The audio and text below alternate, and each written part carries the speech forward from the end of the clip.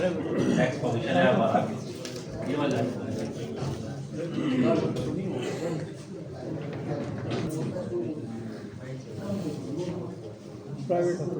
Private कर लेना private ये वो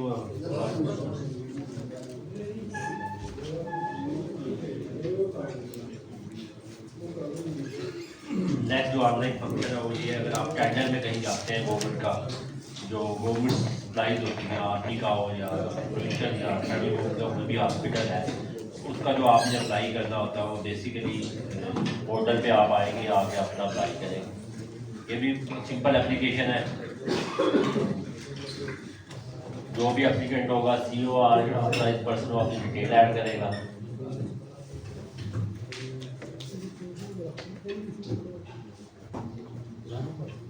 नेक्स्ट वो टेंडर का आइटम जो भी है व्हाट्सएवर है वो आप सेलेक्ट कर देंगे, उसका ईयर ऑफ एलोकेशन सेलेक्ट हो जाएगा। क्वांटिटी आपको बताएगा नंबर ऑफ टैबलेट्स या इंजेक्शन में, तो उसको आपने कन्वर्ट करके केजीज में करना है, अगर ग्राम्स में है तो ग्राम में हो जाएगी यूनिट्स। टेंडर रेफरेंस नंबर आ जाएगा आगे। प्रोक्योरमेंट अथॉरिटी जो भी है पंजाब है, सिंध है, खैबर पख्तूनख्वा है, कश्मीर है या फेडरल है तो उसका डिटेल डालेंगे। सबमिशन डेडलाइन इसमें जो प्रॉब्लम आती है सबमिशन डेडलाइन पे आती है। अक्सर होता है कि आपने टेंडर विन कर दिया और जो है आपने कोटे के लिए अप्लाई कर दिया तो मीटिंग नहीं हो पाती। ऐसे केस में ये होता है कि वो आप पे प्रेशर होता है कि आपने वो सप्लाई देनी है, तो जो है आपको आप एक लेटर लिखेंगे कि आपने ये अप्लाई किया हुआ है, कर लिया, हमें क्लैरिफाई कर दिया जाए हमें कब तक इसका कोटा मिल जाएगा।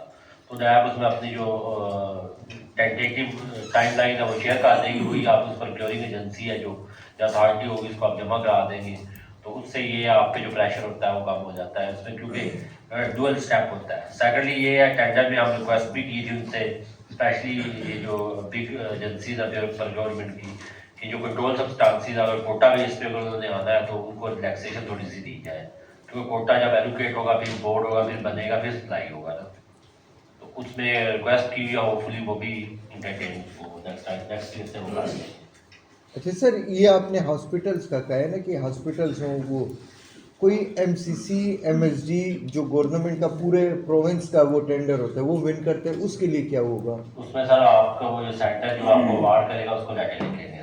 अच्छा, तो सर वो क्वांटिटी तो कोई भी इंश्योर नहीं कर सकता कि कितनी क्वांटिटी तो आपको देते हैं ना, टेंटेटिव भी नहीं देते, एमसीसी में नहीं देते, के पीके में नहीं देते, आप उनसे मांग लेते ना, क्योंकि मेरी 3 प्रोडक्ट्स हुई हैं तो अब मुझे नहीं पता कि कब ऑर्डर आएगा। और फिर ये मीटिंग में मैंने भी बात डिस्कस की हुई है कि आप कोटा वाली प्रोडक्ट की बेस के ऊपर किसी कंपनी को ब्लैकलिस्ट ना करें, क्योंकि उसमें कोटा एलोकेशन एक फैक्टर है, इंपोर्ट फैक्टर है, ये तमाम चीज़ें फैक्टर हैं और 30 डेज़ का टाइम ये देते हैं। उसमें हमने भी उनको यही कहा हुआ था, क्योंकि हमें सिंध से और पंजाब से आया था तो उनको हमने यही एडवाइस किया था कि कोटा है, क्योंकि आप उसको पहले तो इग्नोर करेंगे इतनी क्वांटिटी है जी, क्वांटिटी के बाद हम भी तो किसी क्वांटिटी के बेस कोटा देंगे ना। जी सर, तो अगर आप ओपन छोड़ेंगे वो तो नहीं, मुश्किल हो जाएगा। जी सर, क्योंकि सर अगर यही लेटर आप पीके की अथॉरिटीज़ को कर दें कि भाई आप लोग भी डीजी हेल्थ ऑफिस में ये कर दें कि जी कोटा वाली प्रोडक्ट की बेस पे एक तो ब्लैकलिस्ट ना करें, क्योंकि वो तो जाहिर है कोटा होगा तो आप सप्लाई दें। हम अपनी ओपिनियन ये देते हैं कि इसमें इतना टाइम लग सकता है ना। जी सर, तो डेफिनेटली बीइंग फेडरेटिंग यूनिट जी हम सर, तो उसमें ये बता सकते हैं कि आप कोटा लेना इसमें इतना टाइम लग सकता जी है। सर, तो खुद रीजनेबल उनको समझना चाहिए इस चीज़ को ना। जी सर, जैसे सिंध और पंजाब ने वो कंसीडर किया, हमने ये कहा ब्लैक लिस्ट करें, हमने ये बताया कि इसमें 3 to 4 months लग जाते हैं। जी सर, कोशिश करते हैं वो रिटाई और बेस्ट की जल्दी हो जाए, लेकिन 3 to 4 months लग जाते हैं, क्योंकि प्रोडक्ट का पहले कोटा एलोकेट होना है, एलोकेट होने के बाद वो इम्पोर्ट होना है, इम्पोर्ट होने के बाद बनना है, बनने के बाद ही देंगे ना। जी सर। और सर इसमें हम कौन सा लेटर लगाएंगे, क्योंकि हॉस्पिटल के ऑर्डर तो बाद में पता जनरेट क्या है, हॉस्पिटल ऑर्डर तो बाद में जनरेट होते हैं, टेंडर अप्रूवल लेटर। आपको क्वांटिटी तो आपने लेनी है ना। जी सर, क्वांटिटी तो वो बताएंगे तो हम वही देंगे। जी सर, क्योंकि लेटर ऑफ एलोकेशन ये सिर्फ हमें देते हैं, टेंडर में जो होता है सिर्फ लेटर ऑफ एलोकेशन देते हैं, क्योंकि ये एमसीसी की हॉस्पिटल्स की डिफरेंट हॉस्पिटल से डिफरेंट ऑर्डर आते हैं, 50 एमप्यूज़ का भी ऑर्डर आता है, 5000 एमप्यू का भी आता है, तो सर उसको हम मतलब पहले से नहीं कर सकते।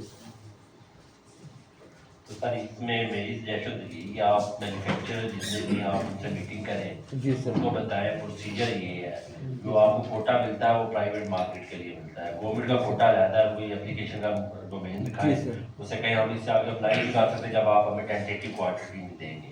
बाकी सर। वो बेशक आप फिक्स ना करें, कंट्रोल जाकर फिक्स कर दें, जी सर। मिनिमम रख के कर दें, मैक्सिमम ना हो जाए, मिनिमम पे चले। ठीक है सर। हाँ और हॉस्पिटल्स के लिए इंडिविजुअल उनका ऑर्डर लेकर हम कर सकते हैं। हाँ, हॉस्पिटल का इंडिविजुअल आके देगा आपका, ठीक है। दे सकते हैं, वो तो फिर मार्केट में घाटी आ जाती है ना। इसमें एक सर ऐसे भी हो सकते हैं कि इन केस जो हमारे पास लोकल कोटा है, अगर वो हम वहाँ सप्लाई कर दें और वो जो हमें जो कोटा गवर्नमेंट सप्लाई कर मिलता है उसको हम सर मार्केट उसमें इशू ये हुआ था लास्ट ईयर, कंजम्पशन में मिडाजोल आम था ना जो, वो हमने डाइवर्ट कर दिया था, ठीक है आप गवर्नमेंट्स को दे दें, वो ये हुआ तो मार्केट में वो की ऐसी शार्टेज आई, एक पूरा साल लगा उसको जी कम सर। बैक होते हुए ना, इस दरमियान में कोई और मैन्युफैक्चर होता है उसमें भी इशूज आ जाते हैं, पता नहीं ना होता किसका आ जाए। उसमें रिकमेंड आप यही करते हैं कि आप इंटरनेशनली भी आपको ये उन्होंने दिया हुआ है कि आप जो आपकी एक्चुअल कोटा जो आपका ग्रांट ईयर के लिए होता है, जो मार्केट के लिए होता है, उसके अलावा आप ले सकते हैं, तो आई थिंक तो आपको लेना भी चाहिए कि आपकी प्रोडक्शन भी तो बढ़ेगी ना उससे, ठीक है। यूज़ तो हो सकता है उसमें कोई इशू। लेकिन सर इन्होंने अगर टेंटेटिव इनको मिल गया कि यार आपने 50 लाख गड्डी देनी है, उसमें 50 किलो यूज़ होगा, लेकिन क्योंकि वो तो एक फर्जी वो है ना, यूज़ इसका कम हो जाता है, बकाया ये कहाँ इस्तेमाल सर पता क्या है, जो फर्क पड़ता है ना वो 1 आधे किलो 2 किलो का पड़ेगा। जैसे मैं एग्जांपल दे रहा हूँ, 50 का है ना तो 5 किलो तक का फर्क ही होगा, इससे ज़्यादा नहीं होगा। लोकल में यूज़ कर सकता है वो बंदा। वो फिर आप अप्रूवल देंगे, जो आपका लोकल कोटा मिलेगा ना उसमें एडजस्ट हो जाएगा। ठीक। हाँ ये क्या आपको हुआ 10 के जी अगर लोकल मिल रहा है, आपको 5 दे देंगे, 5 पिछला पड़ा हुआ वो आप एडजस्ट कर लेंगे, ऐसे वो क्या है? ओके। हाँ, वो एडजस्ट कर लेंगे। नेक्स्ट है, अगर आप फर्स्ट टाइम कर रहे हैं तो लेक्चर ए और सप्लाई डिटेल आपने नहीं डालनी। जी सर। अगर आप सब्सिक्वेंट है, पहले आप ले चुके हुए हैं, किसी एजेंसी को दे चुके हुए हैं, तो उस केस में आप पहले जो प्रीवियस दिया था उसका मैन्युफैक्चरिंग और डिस्पैच रिकॉर्ड सारा ऐड करेंगे, तो उसमें सिंपल वही है, मैन्युफैक्चरिंग वाला तो लेक्चर ए है, जी उसमें सर। कोई चेंज नहीं है, जो ऑलरेडी हम फिल कर चुके हैं, तो उन्होंने ऐड भी किया हुआ है। तो इधर एक चीज़ हमारी मिसिंग है, वो इसमें ऐड हो जाएगी, सप्लाई रिकॉर्ड। सप्लाई रिकॉर्ड में जितने जितने बैग आपने सप्लाई किए हैं वो ऐड करेंगे, जैसे ही वो ऐड करेंगे वो रिकनसाइल कर जाएगा। जी सर। सर एजेंसी का नाम तो हम एक ही लिखेंगे ना जो प्रोक्योरमेंट होगी, लेकिन हॉस्पिटल डिफरेंट होंगे तो सेल रिकॉर्ड में फिर हम सिर्फ वो मेंशन और करेंगे। सब कुछ करेंगे ना, एजेंसी जी एक ही होगी।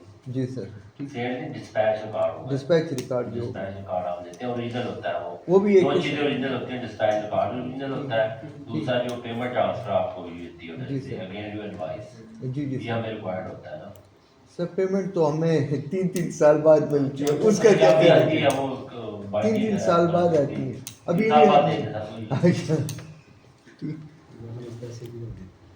बाकी वही चीज़ें हैं उसमें, जैसे ही आप अप्लाई करेंगे, जो एजेंसी जिसका वो टेंडर होगा उसको हम अपने जो कंट्रोल डिवीजन उसको लेटर लिखता है, उससे वेरीफाई करता है कि आपने ये वाकई दिया है, वो जैसे ही वेरीफाई करता है आपकी एप्लीकेशन प्रोसेस का स्टार्ट हो जाता है। उसको हम इंटीमेट कर देते हैं कंपनी को कि हमने उस एजेंसी को लेटर लिख दिया है, और उससे रिक्वेस्ट भी यही करते हैं कि वो जो भी एजेंसी है या प्रोक्योरिंग अथॉरिटी है वो डायरेक्ट हमें ही लिखे वाया ऑफिशियल पोस्ट जो भी वो यूज़ कर रहे हैं उसका थ्रू हमारे तक पहुँचे, हार्ड कॉपी नहीं हम उसमें देते। बाकी रिक्वायरमेंट आज सेम, जो पहले आपकी एप्लीकेशन थी वो इनकी बिल्कुल सेम है, तो सेम एज ड्राफ्ट करें।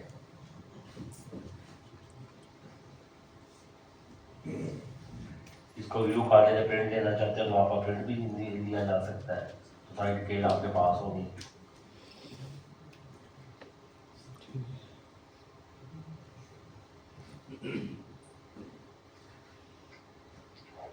सबमिट कर, ये आपकी एप्लीकेशन से सबमिट हो जाएगी फॉर गवर्नमेंट टेंडर्स।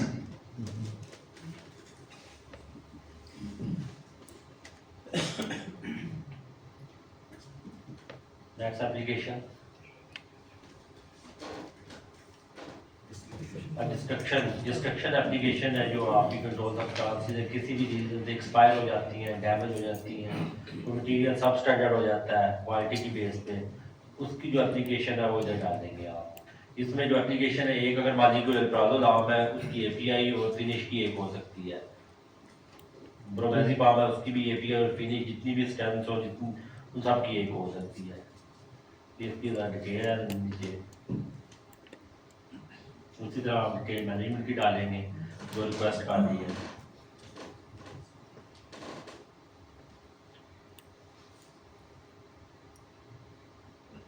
या आप अपनी वो सिलेक्ट करेंगे जो भी सब्सटेंस है आपकी, रीजंस देंगे डिस्ट्रक्शन की क्या है। उसके बाद अगर एपीआई है तो एपीआई की डिटेल डालेंगे, उसमें नेम आ जाएगा, जिस एलोकेशन के अगेंस्ट इंपोर्ट हुई है वो डिटेल आ जाएगी, उसकी इनवॉइस नंबर और बाकी चीज़ें आ जाएंगी। क्वांटिटी उसकी जो भी डिस्ट्रॉय करनी है वो आ जाएगी, उसकी एक्सपायरी डेट आ जाएगी, इधर स्पेसिफिक रीजन आ जाएगी जो आपने टेस्ट एनालिसिस या व्हाट्सएप जो आपने किया है, जिस बेस पे आप डिस्ट्रक्शन करना चाह रहे हैं, और अटैचमेंट में उसकी वो सर्टिफिकेट भी आप लगाएंगे।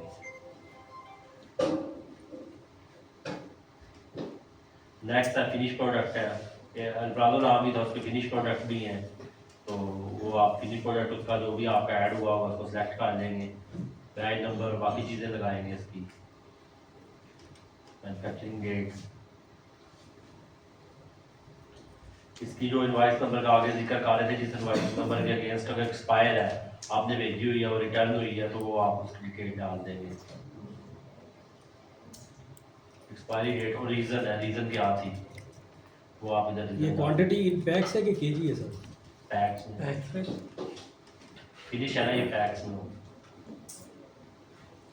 सपोर्टिंग डॉक्यूमेंट अगर कोई है, सपोर्टिंग डॉक्यूमेंट जैसे मैंने आगे ऑलरेडी आपको बताया, अगर आपने टेस्ट एनालिसिस किया है, उसमें रिजल्ट आते हैं आपके, उसमें है कि सब स्टैंडर्ड हो रहा है, उसका ऐसे फ्लक्चुएट कर रहा है, या बाकी कोई इसमें इम्प्योरिटीज आ जाती हैं, ब्लैक पार्टिकल्स आ जाते हैं, तो उसके वो सपोर्टिंग डॉक्यूमेंट आप साथ अटैच करेंगे, उसका पूरा वो बना के उसकी बेस पे हम फिर इसको आगे प्रोसेस कर देंगे, या एक्सपायर हुए हैं तो उसकी एक्सपायरी डेट उधर लग जाएगी सारी, तो उसके हम प्रोसेस करके इसको डिस्ट्रक्शन देंगे। इसका ऑनलाइन सिर्फ आपका हमारी तरफ से लेटर जाता है मिनिस्ट्री को, मिनिस्ट्री से सेक्टिव अप्रूवल देता है, उसके बाद का पैनल बनता है, वो डिस्ट्रक्शन करके नेक्स्ट जीए पे अपनी रिपोर्ट दे देता है, वही कंप्लीट हो जाएगी, आप सबमिट करा देंगे। जैसे ही हमारी तरफ से कंप्लीट हो गया वो चली जाएगी तो वो आगे आ जाएगी, अगर तो इंटरनेट का कोई इशू होगा, ये सबमिट करेंगे तो ये सबमिट हो जाएगी।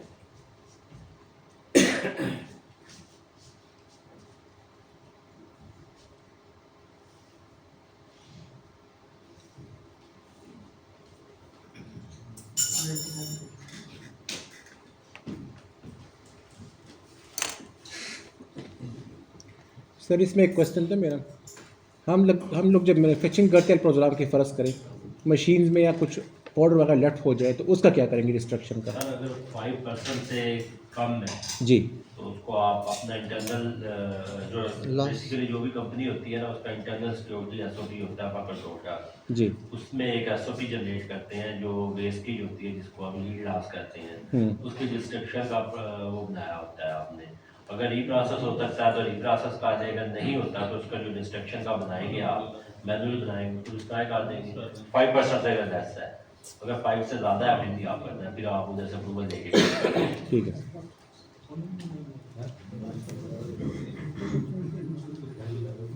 नेक्स्ट है कंबाइंड ड्रोन चेक करने की एप्लीकेशन है, ये डैप और एजेंडा कंबाइन करते हैं।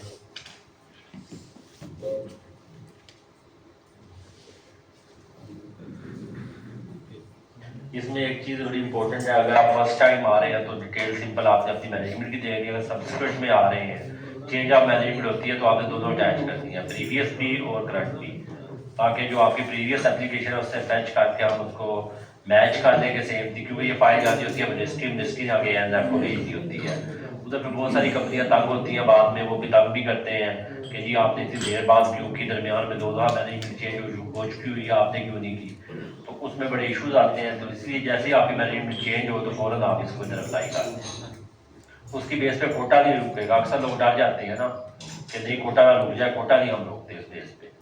सेकेंडली इसमें जब शुरू करेंगे तो इसमें नंबर ऑफ मॉलिक्यूल आपने ज़्यादा सेलेक्ट कर लेने, जो आप बना रहे हैं, फॉर्मुलेशन करेंगे, हाईवे ऑफ फॉर्मुलेशन।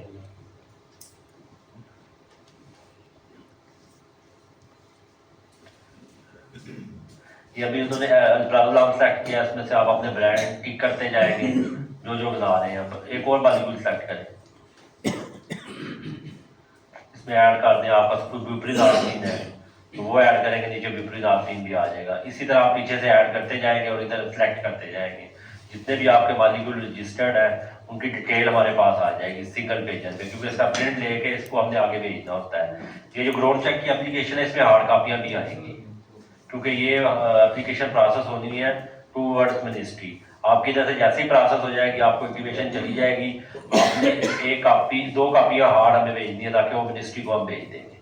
उसी टाइम पे जिस वक्त यहाँ पे जमा करेंगे पहले भी करा दे बेशक बाद में करा दे, सब कुछ हो। सर वो तो मैनुअल जमा कराएंगे ना सर? वो मैनुअल होगी 2 कापीज, जो डैब वाली है वो नहीं होगी।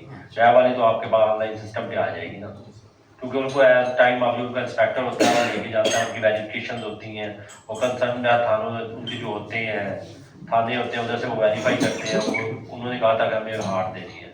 फ्यूचर में हम इसको भी जब इंटीग्रेट हो जाएगा तो उनको भी लिंक दे देंगे, फिर हार्ड की वो खत्म हो जाएगी। अभी कोई रिसेंट डेज में 2 to 3 मंथ में कोई करेगा तो उसको हार्ड देनी पड़ेगी तो ना, किराया वाली कापी नहीं देगा क्योंकि वो हमारे पास ऑनलाइन एप्लीकेशन आ जाएगी। लेकिन इसका भी ट्रैक एंड ट्रेस आपको पूरा उधर से पता चलेगा। इसी तरह सपोर्टिंग डॉक्यूमेंट्स में आ जाएंगे, आपने प्रीवियस में लिमिट लगानी है अगर इन केस आप सब्सिक्वेंट आप ग्रोथ चेक पे जा रहे हैं। नेक्स्ट है आपका एमडी सीओ की डिटेल फ्रेश के साथ आ जाएगी। उसके बाद नीचे की एससीसीपी से या आपकी एओटी है रजिस्ट्रार फर्म से, जहाँ से भी उधर से अप्रूवल आपने जो है वो लगानी है। वही अप्रूवल अगर आपने लाइसेंसिंग में जमा कराई हुई है या अप्रूव हो गई है, दोनों केस हो सकते हैं।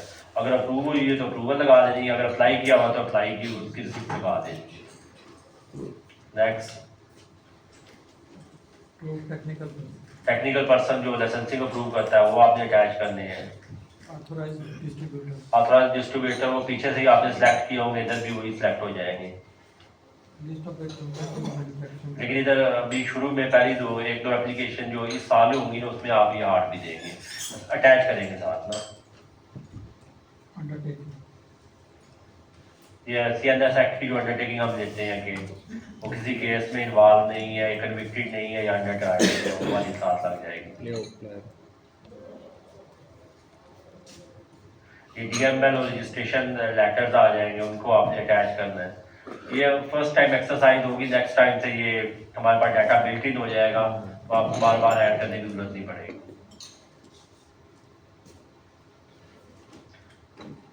इसको सबमिट करा, ये आपकी ग्रोथ चेक की एप्लीकेशन है जो ऑनलाइन सबमिट हो जाएगी।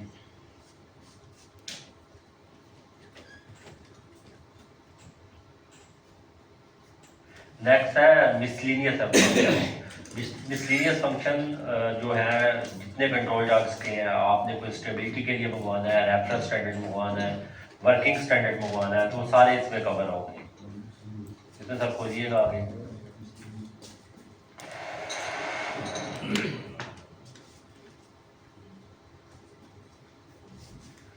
मैनेजमेंट की डिटेल आ जाएगी जो अप्लाई कर रहा है या ऑथराइज्ड पर्सन।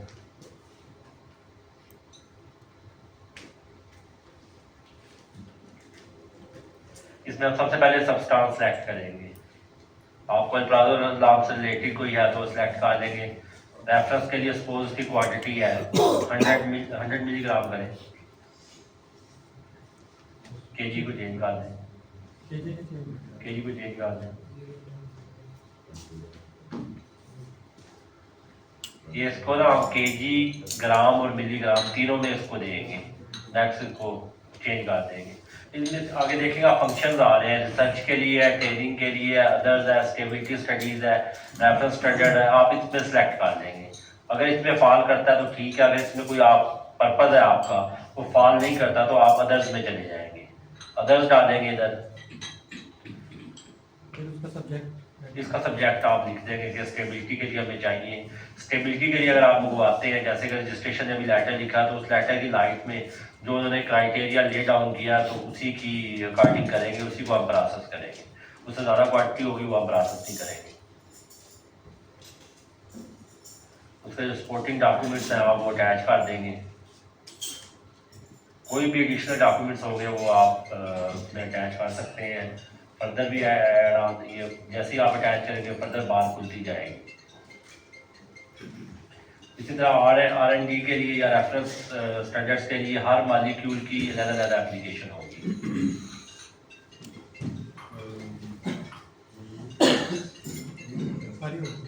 होगी इसमें कोई क्वेश्चन होगी थी वेंडर साहब, कोई फंक्शन आपके माइंड में हो कोई रह रहा हो